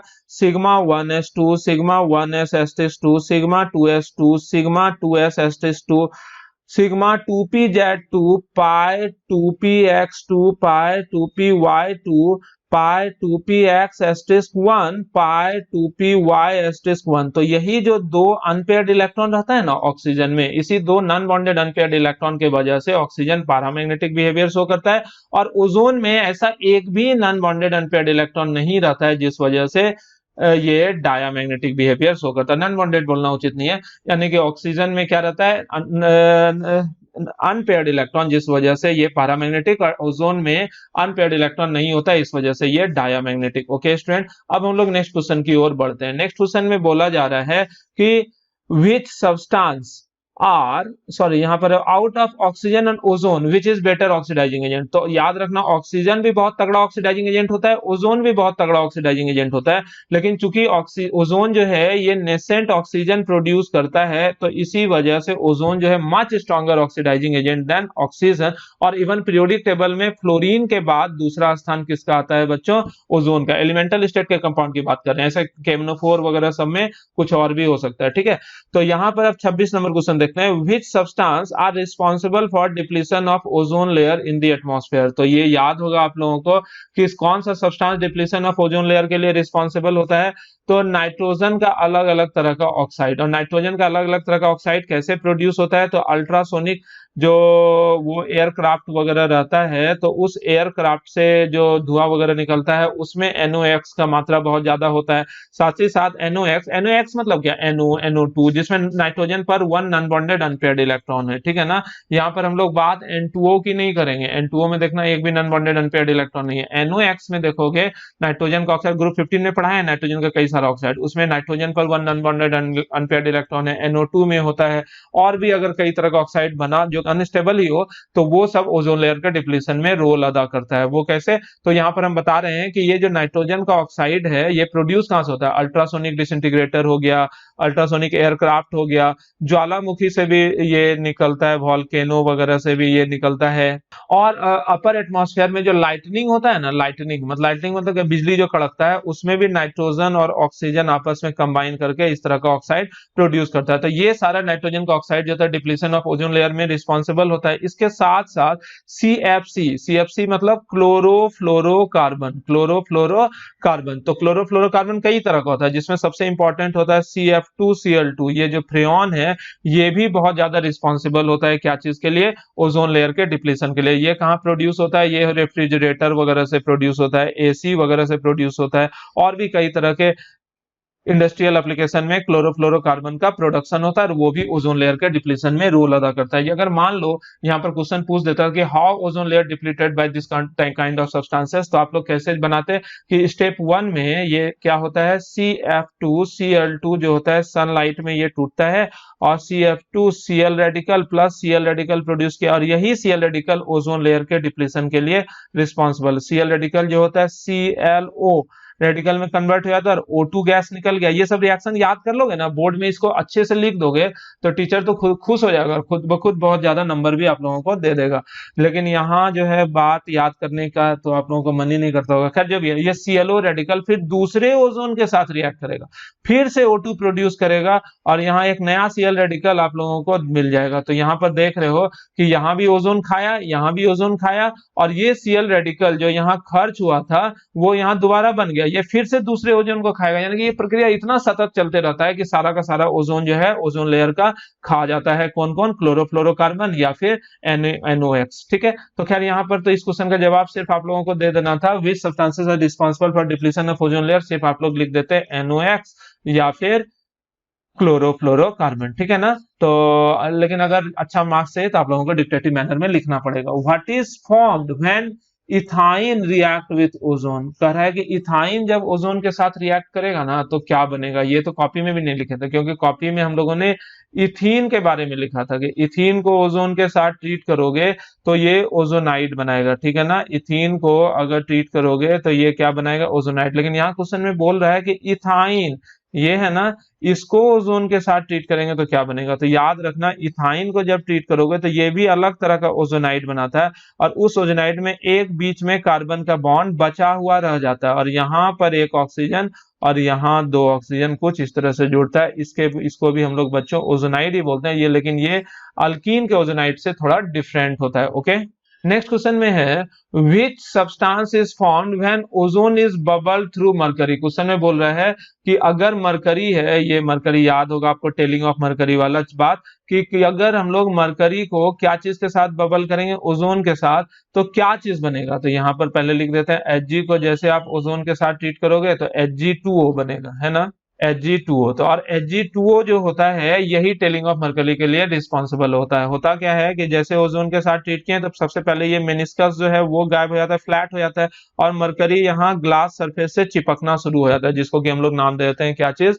TAILING, telling of mercury. Okay, तो टेलिंग ऑफ मरकरी का यही सारा कंसेप्ट है। तो यहाँ पर क्या हम लोगों ने देखा कि मरकरी को जब ओजोन के साथ ट्रीट करते हैं तो क्या बनता है, Ag2O, मर्क्यूरस ऑक्साइड। तो यहाँ पर यही क्वेश्चन का जवाब होगा कि इस क्वेश्चन में कि मरकरी ओजोन के साथ ट्रीट करके मर्क्यूरस ऑक्साइड देता है। ओके, देखो इस क्वेश्चन में बच्चों पूछा जा रहा है कि what happens when sulphur dioxide is pass through aqueous solution of Fe3 salt. ये Fe3 सॉल्ट है, इसके थ्रू अगर SO2 को पास करेंगे तो क्या होगा। तो यहाँ पर हम लोग H2O लेते हैं बैलेंसिंग के लिए। तो ये SO2 क्या है, रिड्यूसिंग एजेंट है। तो रिड्यूसिंग एजेंट है तो Fe3+ को ये रिड्यूस कर देगा Fe2+ में और खुद H2SO4 में ऑक्सीडाइज हो जाएगा। और यहाँ पर SO2 किस तरह से काम करता है बच्चों, रिड्यूसिंग एजेंट की तरह, ठीक है ना। तो यहाँ पर आप लोगों ने देखा फेरस आयन को ये फेरिक आयन को फेरस आयन में ये कन्वर्ट कर देता है। ओके, अब हम लोग नेक्स्ट क्वेश्चन की तरफ बढ़ते हैं। Comment on the nature of 2 SO bond in SO2 molecule, are the 2 SO bond of this molecule are equal. बिल्कुल इक्वल होता है। तो SO2 के स्ट्रक्चर को देखना होगा। SO2 के स्ट्रक्चर को देखोगे तो यहाँ पर सल्फर में एक लोन पेयर ऑफ इलेक्ट्रॉन होता है, एक डबल बॉन्ड होता है और एक कोऑर्डिनेट बॉन्ड होता है। लेकिन यहाँ पर रेजोनेंस हो जाता है और रेजोनेंस के वजह से ये सल्फर कुछ इस तरह का स्थिति में भी आ सकता है, कोऑर्डिनेट बॉन्ड इधर आ सकता है, डबल बॉन्ड इधर।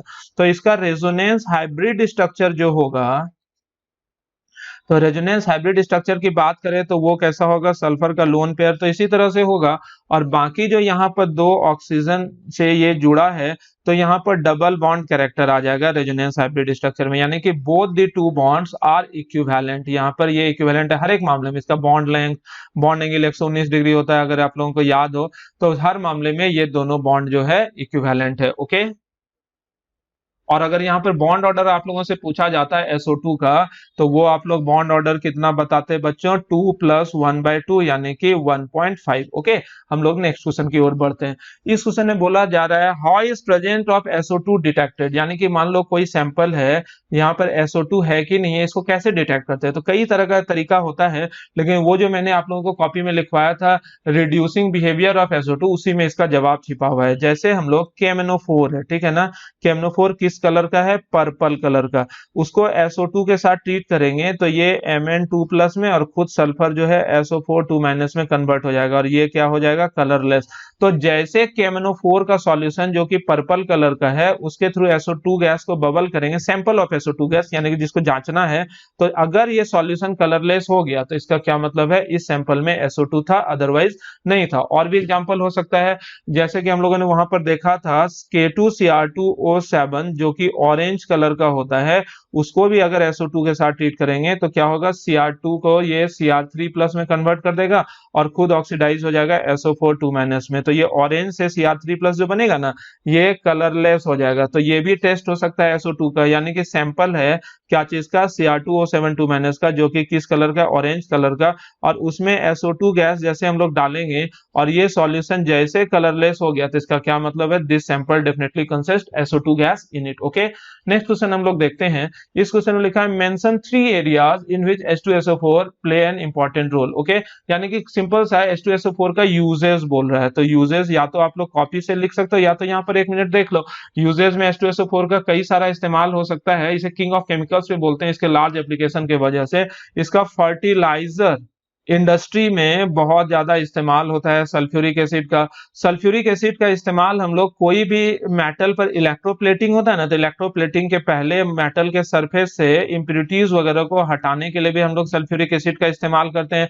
सल्फ्यूरिक एसिड का इस्तेमाल हम लोग लेड स्टोरेज बैटरी वगैरह में करते हैं, जो कि आप लोगों के घर में इस्तेमाल होता है, और कई तरह के एक्यूमुलेटर वगैरह में भी हम लोग करते हैं। तो यहाँ पे 3 अलग अलग तरह का एप्लीकेशन पूछा जा रहा था, तो वो 3 एप्लीकेशन ये था। इसके अलावा भी आप लोग देख सकते हो। क्वेश्चन नंबर 33 में लिखा है what are the conditions to the maximum yield of sulphuric acid by contact process. Contact process में सल्फ्यूरिक एसिड को बनाने का मैक्सिमम यील्ड क्या होता है। तो याद होगा वहां पर हम लोगों ने 3 स्टेप में सल्फ्यूरिक एसिड बनाया था। सल्फर को ऑक्सीजन में जला के पहले हम लोग SO2 बनाते हैं, या फिर कोई सल्फाइड और से हम लोग रोस्ट करके भी SO2 बना सकते हैं। तो SO2 बनाए, फिर स्टेप 2 में क्या करते थे बच्चों, स्टेप 2 में ये SO2 को हाफ O2 के साथ ट्रीट करके हम लोग SO3 बनाते थे।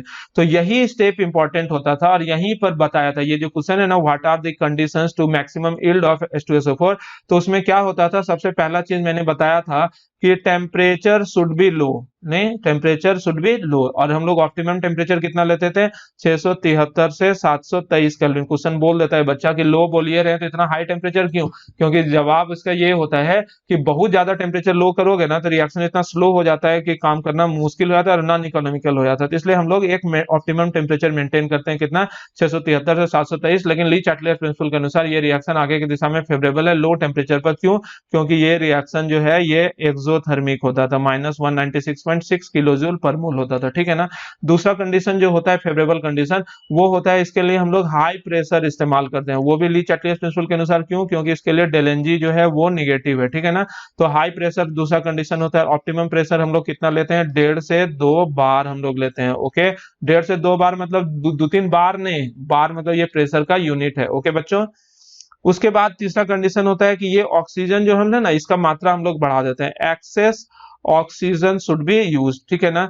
नेक्स्ट कंडीशन क्या होता है कि ये जो रिएक्टेंट हम लोगों ने यहाँ पर इस्तेमाल कर रखा है SO2 और O2, तो ये SO2 और O2 यानी कि reacting mixture should be in purest form, ये एकदम शुद्धतम रूप में होना चाहिए। और आप लोगों ने वो जो स्ट्रक्चर देखा होगा उसमें एपार्टस में प्यूरिफिकेशन यूनिट ही बहुत लंबा चौड़ा था, यानी कि इसको अच्छे से साफ करना जरूरी होता है। और सबसे इंपॉर्टेंट कि इस रिएक्शन में हम लोग कैटालिस्ट लेते हैं, क्या चीज V2O5 या फिर प्लैटिनाइज्ड एस्बेस्टस, ठीक है ना, जो कि रिएक्शन को थोड़ा फास्ट कर देता है, ओके। तो ये 4-5 कंडीशन है, लो टेम्परेचर होना चाहिए, हाई प्रेशर होना चाहिए, एक्सेस ऑक्सीजन गैस जो रिएक्टेंट लिए वो बहुत ज्यादा प्योरेस्ट फॉर्म में रहे, और कैटलिस्ट के रूप में V2O5 या फिर प्लैटिनाइज्ड एस्बेस्टस हम लोग इस्तेमाल करते हैं, ओके। यहाँ पर नेक्स्ट क्वेश्चन है यहाँ छूट गया, why is Ka1 less than Ka2 for sulphuric acid, यानी कि फर्स्ट आयनाइजेशन कांस्टेंट जो होता है सल्फ्यूरिक एसिड का वो कम होता है सेकेंड आयनाइजेशन कांस्टेंट से।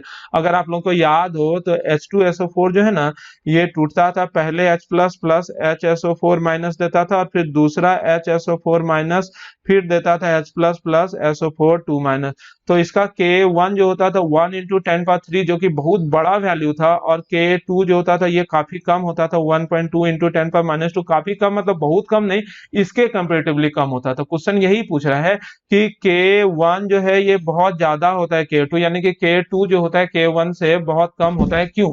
तो जवाब ये मिलेगा कि H2SO4 न्यूट्रल था, न्यूट्रल से H प्लस निकालना काफी आसान होता है, लेकिन जब HSO4 माइनस बन गया तो माइनस से H प्लस निकाल लोगे, माइनस सब्सटेंस जो है वो ऑलरेडी पॉजिटिव चार्ज को अपनी ओर खींचेगा, तो उससे H प्लस निकालना चूंकि मुश्किल हो जाता है, जिस वजह से यहाँ पर H प्लस कंपेरेटिवली कम निकलता है, जिस वजह से सेकेंड आयनाइजेशन कांस्टेंट जो होता है फर्स्ट आयनाइजेशन कांस्टेंट से बहुत ही कम होता है, ओके स्टूडेंट। बचवा लोग फ्रस्टियाना नहीं, और इनऑर्गेनिक का क्वेश्चन ऐसे ही होता है, आप लोगों को समय देना होगा। इनऑर्गेनिक का क्वेश्चन में सबसे बड़ी परेशानी ये होती है ना कि हर क्वेश्चन में आपको लगेगा इसका जवाब ये होगा, लेकिन जवाब उससे कुछ अलग हो सकता है, तो समय तो देना पड़ेगा।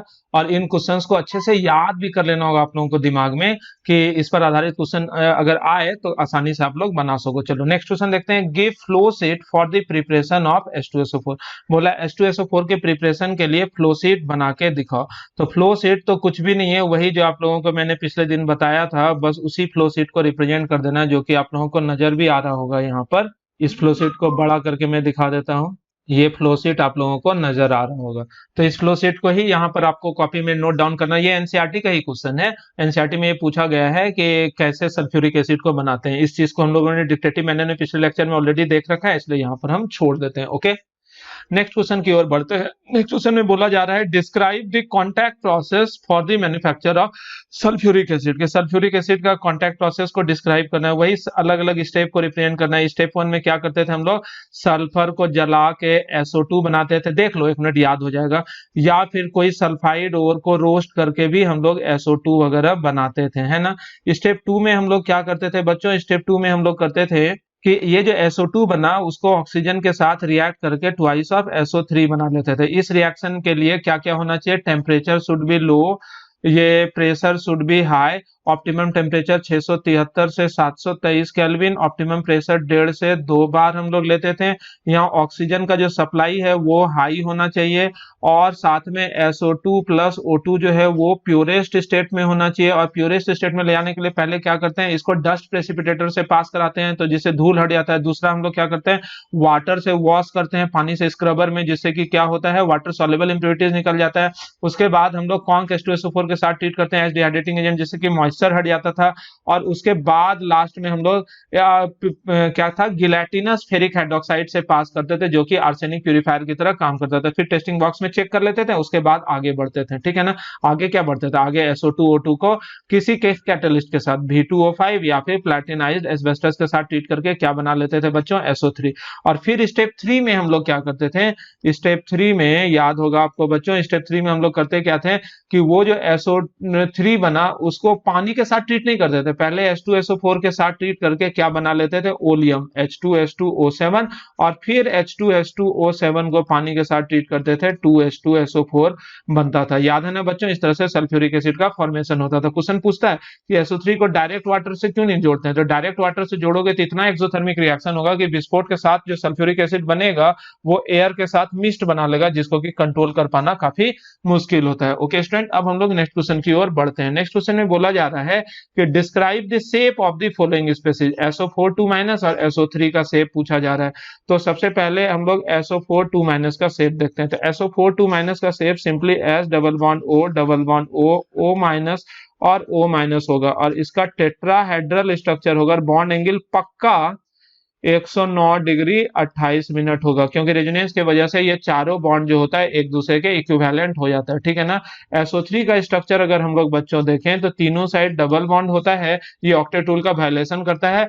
और यहाँ पर अगर हम लोग पाई बॉन्ड की बात करें तो एक जो रहता है पी पाई बॉन्ड रहता है, और बाकी दो क्या रहता है, डी पाई पी पाई, और ये भी क्या था बच्चों, डी पाई पी पाई बॉन्ड था। और यहाँ पर चूंकि 3 बॉन्ड पेयर ऑफ इलेक्ट्रॉन है, सिंपली बराबर एंगल में रिपेल करेगा, जिस वजह से इसका शेप जो होता है वो कैसा होता है, ट्रायंगुलर, TRIANGULAR, ट्रायंगुलर प्लानर। और बॉन्ड एंगल कितना होता है बच्चों इसका, 120 डिग्री। याद रखना यहाँ पर इसका बॉन्ड एंगल जो है वो 120 डिग्री के बराबर होता है। ओके, इसी तरह से हम लोग नेक्स्ट क्वेश्चन को देखते हैं। वो कह रहा है इसमें what happens when conc H2SO4 is added to CaF2। कह रहा है कि क्या होगा जब कॉन्क H2SO4 को CaF2 के साथ ट्रीट करेंगे। सॉल्ट में हम लोगों ने देखा था कि जब हम लोग कैल्शियम फ्लोराइड को H2SO4 और कैसा कॉन्सेंट्रेटेड H2SO4 के साथ ट्रीट करते हैं तो twice of HF plus CaSO4 बन जाता है। तो सिंपल है, इसे याद रख लेना बच्चों। ओके, और दूसरा है कि SO3 is pass through water. SO3 को पानी के साथ ट्रीट करोगे, ऐसे तो नहीं करना चाहिए, लेकिन अगर कर दोगे तो क्या चीज बनेगा, H2SO4 बनेगा। लेकिन ये रिएक्शन इतना एक्सोथर्मिक होता है कि बहुत ज्यादा हीट रिलीज होता है, और उस हीट से ये H2SO4 वेपराइज हो जाता है और वाटर के मतलब एयर के साथ मिस्ट बना लेता है। ओके, लेकिन खैर यहाँ पर क्वेश्चन पूछ रहा है कि SO3 को वाटर के साथ ट्रीट करेंगे तो क्या बनेगा, सिंपली H2SO4 बनेगा। ओके स्टूडेंट, अब नेक्स्ट क्वेश्चन में बोला जा रहा है कि व्हाई इज और dioxygen is gas but sulphur is solid. Simple है कि डाई ऑक्सीजन की अगर बच्चों हम लोग बात करें तो डाई ऑक्सीजन बहुत छोटा होता है, और इसका सरफेस एरिया जो होता है वो भी बहुत छोटा, और बहुत छोटा सरफेस एरिया की वजह से very weak van der Waals force of attraction इसके अंदर मौजूद होता है। बहुत कमजोर वंडरवाल फोर्स ऑफ अट्रैक्शन की वजह से इसका melting point and boiling point low होता है।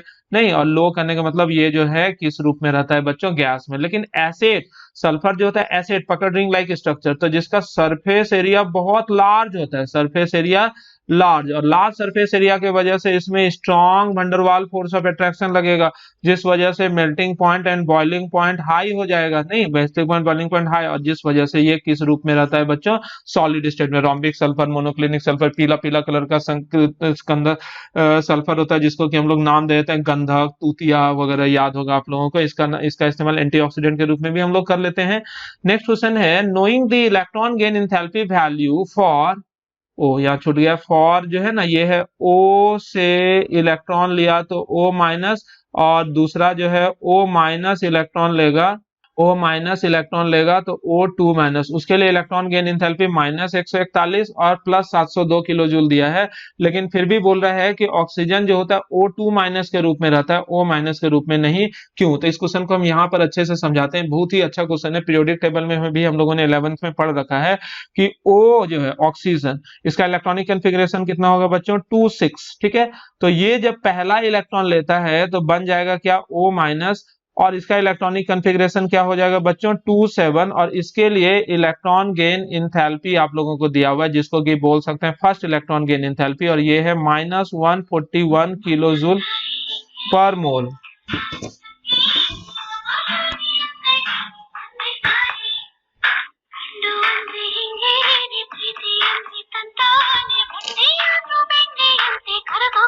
और सेकेंड इलेक्ट्रॉन गेन इंथैल्पी जो है यानी कि ऑक्सीजन जो है ये O माइनस बन गया। O माइनस मतलब कितना इलेक्ट्रॉन है 2 7, और ये एक और इलेक्ट्रॉन लेगा तो क्या बन जाएगा बच्चों O2 माइनस। तो अब इलेक्ट्रॉनिक कन्फिग्रेशन हो गया 2 8, और इसका सेकेंड इलेक्ट्रॉन गेन इंथैल्पी जो है वो बोला जा रहा है +702 किलोजूल पर मोल है। 11th में जब इस टॉपिक को पढ़ाया था ना तो बोल दिए थे कि ये वैल्यू भी याद कर लेना, एनसीईआरटी का क्वेश्चन भी 11th में। तो यहाँ पर क्वेश्चन में बोला जा रहा है कि ऑक्सीजन जो है जब पहला इलेक्ट्रॉन लेता है तो O माइनस बना, तो उसका इलेक्ट्रॉन गेन इंथैल्पी निगेटिव है, निगेटिव दिख रहा होगा। तो निगेटिव इलेक्ट्रॉन गेन इंथैल्पी का मतलब हुआ ना कि ये रिएक्शन जो है ये फेवरेबल है, ठीक है। लेकिन अगर यही इलेक्ट्रॉन O माइनस फिर दूसरा इलेक्ट्रॉन लिया तो बन गया क्या O2 माइनस। तो इसका इलेक्ट्रॉन गेन इंथैल्पी गौर से देखो ये पॉजिटिव है। तो पॉजिटिव इलेक्ट्रॉन गेन इंथैल्पी क्या रिप्रेजेंट करता है बच्चों कि ये रिएक्शन, ये सेकेंड वाला रिएक्शन जो है ये फेवरेबल है कि नॉन फेवरेबल है, नॉन फेवरेबल है। बावजूद इसके ऑक्सीजन O माइनस के रूप में नहीं रहता है, हमेशा देखोगे ऑक्सीजन O2 माइनस के रूप में रहता है। ऐसा क्यों, यही क्वेश्चन में पूछ रहा है। क्वेश्चन में बोल रहा है कि ऑक्सीजन जब पहला इलेक्ट्रॉन लेता है तो उसका इलेक्ट्रॉन गेन इंथैल्पी निगेटिव है, तो चलो अच्छी बात है कि निगेटिव मतलब कि ये रिएक्शन होगा। और दूसरा इलेक्ट्रॉन लेता है तो उसका इलेक्ट्रॉन गेन इंथैल्पी बहुत ज्यादा पॉजिटिव होता है। कंपेयर करो इस दोनों वैल्यू को, ये बहुत ज्यादा पॉजिटिव है। तो यानी कि ऑक्सीजन दूसरा इलेक्ट्रॉन नहीं लेना चाहेगा, लेकिन फिर भी ऑक्सीजन O2 माइनस के रूप में रहता है, O माइनस के रूप में नहीं रहता है। क्यों, ये क्वेश्चन है। तो इसका जवाब क्या दोगे कि दरअसल ये निगेटिव और पॉजिटिव वैल्यू का रीजन ये है कि ऑक्सीजन न्यूट्रल है। न्यूट्रल एटम में इलेक्ट्रॉन डालना काफी आसान होता है, इस वजह से वहां पर इलेक्ट्रॉन चला गया। लेकिन O माइनस चार्ज जैसे आ गया ना तो वो इस इलेक्ट्रॉन को अट्रैक्ट करेगा कि रिपेल करेगा, रिपेल करेगा। लेकिन बावजूद इसके इस इलेक्ट्रॉन को इसमें डालोगे तो ये बन जाएगा O2 माइनस। तो इस स्थिति में जबरदस्ती डालना पड़ा ना इलेक्ट्रॉन, तो यहाँ पर इलेक्ट्रॉन गेन एंथैल्पी पॉजिटिव होगा कि नेगेटिव होगा? पॉजिटिव, क्योंकि एक्सटर्नल एजेंट को काम करना पड़ा होगा। लेकिन फिर भी अगर इस इलेक्ट्रॉनिक कन्फिग्रेशन को बच्चों ध्यान से देखो आप लोग, तो इस इलेक्ट्रॉनिक कन्फिग्रेशन से आपको पता चल रहा होगा कि O माइनस का इलेक्ट्रॉनिक कन्फिग्रेशन है 2 7 और O2 माइनस का इलेक्ट्रॉनिक कन्फिग्रेशन है 2 8, और 2 8 एक्चुअली नोबल गैस कन्फिग्रेशन है ना। 2 8 जो है ये एक्चुअली नोबल गैस कन्फिग्रेशन है, यानी कि O2 माइनस जो है ये कहीं ज्यादा स्टेबल होगा O माइनस से, क्योंकि कोई भी चीज नोबल गैस कन्फिग्रेशन एक्वायर करेगा तो स्टेबिलिटी बढ़ जाएगा। और इस नोबल गैस कन्फिग्रेशन को एक्वायर कर लेने के वजह से क्या होता है, O2 माइनस जो होता है कहीं ज्यादा स्टेबल हो जाता है, किससे? O माइनस से, यानी कि स्टेबिलिटी कहीं ज्यादा से। इस वजह से ऑक्सीजन जो होता है वो किस स्थिति में पाया जाता है? O2 माइनस के रूप में, ना कि O माइनस के रूप में। ओके, अब हम लोग नेक्स्ट क्वेश्चन की ओर बढ़ते हैं। इस क्वेश्चन में लिखा हुआ है विच एरोसॉल डिप्लीट ओजोन लेयर। तो आप लोगों को पता है वो सारा एरोसॉल जो कि NOx रख रहा होगा या CFC मतलब क्लोरोफ्लोरोकार्बन, उसे में वही ओजोन लेयर को डिप्लीट करता है। वैसे एरोसॉल में NOx होता नहीं है, एरोसॉल में हम लोग क्लोरोफ्लोरोकार्बन इस्तेमाल करते हैं। तो क्लोरोफ्लोरोकार्बन जो एरोसॉल कंसिस्ट कर रहा होगा वो ओजोन लेयर का डिप्लीशन करता है। ओके स्टूडेंट, बच्चों ये 2-3 ऑब्जेक्टिव है, इसे हम लोग एक बार देख लेते हैं। इस क्वेश्चन में क्या है, दी ऑक्सीडेशन, ये एम दिया, the oxidation state of nitrogen is highest in, यानी कि यहाँ पर हर एक जगह नाइट्रोजन का ऑक्सीडेशन स्टेट निकालना है और वहां पर हाईएस्ट ऑक्सीडेशन स्टेट चेक करना है। यहाँ पर ऑक्सीडेशन स्टेट निकालोगे तो हाइड्रोजन का ऑक्सीडेशन, नाइट्रोजन का ऑक्सीडेशन स्टेट यहाँ पर आ जाएगा -2। ओके, यहाँ पर नाइट्रोजन का ऑक्सीडेशन स्टेट उसी तरह से निकालोगे तो आप लोगों को पता है नाइट्रोजन का क्या होता है x, हाइड्रोजन का 2 + 2, ऑक्सीजन का -2 + 1 = 0। तो इस आधार पर ये 1 उधर चला जाएगा तो यहाँ नाइट्रोजन का ऑक्सीडेशन स्टेट आ जाएगा बच्चों -1। यहाँ पर नाइट्रोजन का -3 और यहाँ पर नाइट्रोजन का ऑक्सीडेशन स्टेट N3H है तो 3x + 1 = 0। तो x क्या हो जाएगा, -1/3। यहाँ पर नाइट्रोजन का ऑक्सीडेशन स्टेट माइनस, ये एजाइड है एक तरह का, -1/3। तो बताओ तो यहाँ पर हाईएस्ट ऑक्सीडेशन स्टेट जो है नाइट्रोजन का हाईएस्ट ऑक्सीडेशन स्टेट किसको मानोगे? एजाइड को मानोगे, यानी कि N3H। Nitrogen show different oxidation state ranges from, ये याद रखना नाइट्रोजन जो होता है अलग अलग तरह का ऑक्सीडेशन स्टेट शो करता है -3 से +5 तक। इसी तरह decreasing order of boiling point of the following hydride, boiling point जो अगर आप लोगों से पूछा जाए सबसे ज्यादा किसका होगा तो आप लोगों को पता होना चाहिए वाटर का सबसे ज्यादा होता है। उसके बाद ग्रुप 15 का हाइड्राइड है, तो ग्रुप 15 के हाइड्राइड में आप लोगों को पता होना चाहिए कि SbS3 ज्यादा आपका हो जाता है बॉइलिंग पॉइंट। उसके बाद NH3, ASS3, PH3, वहां पर भी ऑर्डर ऐसा ही होता है। वहां पर ऑर्डर अगर बॉइलिंग पॉइंट का हम लोग देखें तो जैसा ग्रुप 16 में होता था ना, वैसे ही NH3 का बहुत ज्यादा, फिर PH3 का कम, फिर फास्फोरस से ज्यादा, आर्सेनिक का। लेकिन आर्सेनिक से ज्यादा हो जाता था किसका? SbS3, आर्सेनिक से ज्यादा यानी कि नाइट्रोजन से भी ज्यादा हो जाता था SbS3 का, तो इसीलिए वाटर का तो सबसे ज्यादा होगा, उसके बाद SbS3, तब NH3 दिख रहा होगा, तब ASH3 और तब PS3, ठीक है ना। तो इसका ऑप्शन क्या हो जाएगा? सी। बच्चों आज के लेक्चर में हम लोग इतना ही देखते हैं, इतना तो पता चल गया होगा कि यहाँ तक अगर आप लोग आ गए हो तो बहुत ज्यादा दिमाग और क्या बोलते हैं पेशेंस का जरूरत पड़ता है यहाँ तक आने के लिए, लेकिन यहाँ तक आए हो तो दमदार पेशेंस और दिमाग है आप लोगों के पास, उस पेशेंस को खोना मत बस आगे, कि इसी रफ्तार से इसी पेशेंस के साथ बहुत ज्यादा मेहनत आप लोग करते चले जाओ। और आप लोगों ने एक चीज फील किया होगा कि थ्योरेटिकल क्लास से न्यूमेरिकल या फिर ये क्वेश्चन वाला क्लास बहुत ज्यादा टफ या बहुत ज्यादा दिमाग खाता है या बहुत ज्यादा दिमाग लगता है इसमें, लेकिन इसमें दिमाग लगाना जरूरी होता है। क्यों? क्योंकि थ्योरी पढ़ पढ़ के कोई फायदा नहीं है, क्योंकि थ्योरी पढ़ पढ़ के सब आप लोगों के पास स्टॉक बनते जो चले जाएगा दिमाग में, और कई का तो दिमाग में भी नहीं, कहीं और भी स्टॉक बना बना के उन लोग रखा हुआ है। खैर उससे कोई फर्क नहीं पड़ता है। अगर आप लोग यहाँ पर आए हो तो ऑब्वियस सी बात है आप लोग बेहतर स्टूडेंट रहे होगे, तो आप लोग अपना दिमाग जो है ज्यादा से ज्यादा खर्च करोगे कहाँ पर? क्वेश्चंस बनाने में। तो स्टिकर का ये जो स्टिकर है अभी मैं आप लोगों के ग्रुप में भेज दे रहा हूँ PDF फॉर्म में, आप लोग इस स्टिकर के सारे क्वेश्चन को माइक्रोस्कोपिक वे में लिख लेना और उसे अपने फेयर कॉपी में चिपका लेना। जब कोचिंग खुलेगा तो उसका हार्ड कॉपी भी हम तुम लोगों को दे देंगे। ओके, लाइक वाइक कर दो भाई, अगर आए हो तो लाइक कर लो, किडनी फेल नहीं होगा।